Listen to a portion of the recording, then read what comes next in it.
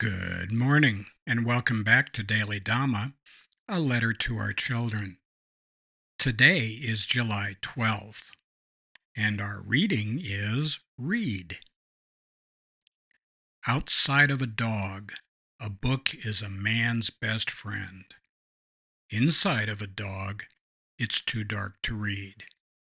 And that's Groucho Marx. By all means, read good books. They enrich the soul and carry us places we could never go to otherwise. But stick to reading books. Don't try to read someone else's mind. Another person's mind is a cipher. We know this, yet we still guess what the other person is thinking, fill in their part of a secret conversation, and react to what we think they might have said. All of this inside our head.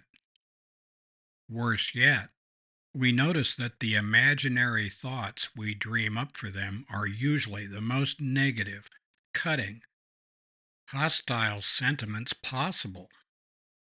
Since we're just making it all up anyway, why don't we make up something positive?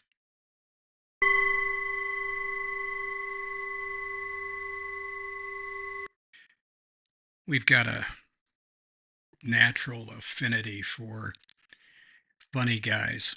33rd degree Heyokas are right at the top of our list of people that we like to pay attention to. And Groucho Marx is right in there with Florence King and Frank Zappa and H.L. Mencken and some of these other guys. We think the world of him. He's the guy, I'm pretty sure, who also said he'd never join a club that would have him as a member. We resemble that remark too. The thing is, I've been told by many people that folks just don't read books anymore, and maybe that's even true. It's too bad. I think that we are missing out on a lot of stuff that would really help us. All of the best books were written thousands of years ago, and those are the ones whose literature informs us the most, especially about spiritual matters, and that's the ones that we need to pay attention to the most. And yet it's probably the ones we most neglect.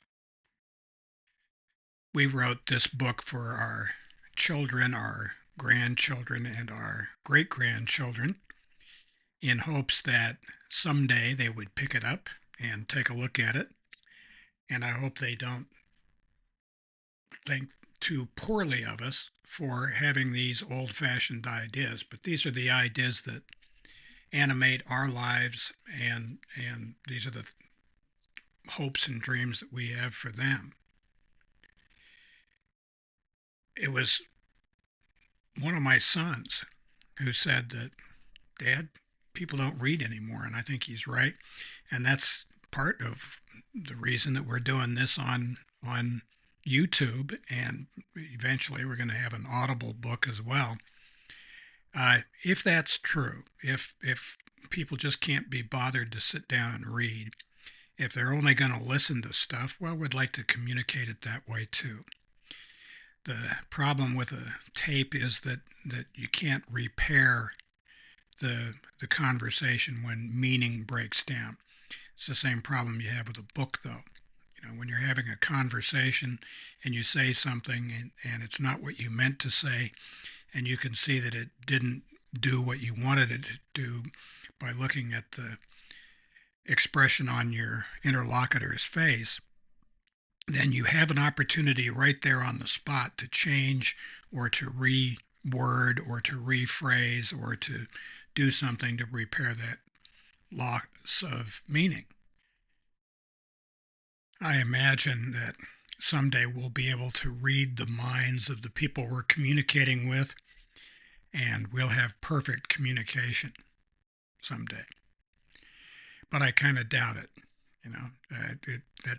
Where's the fun in that?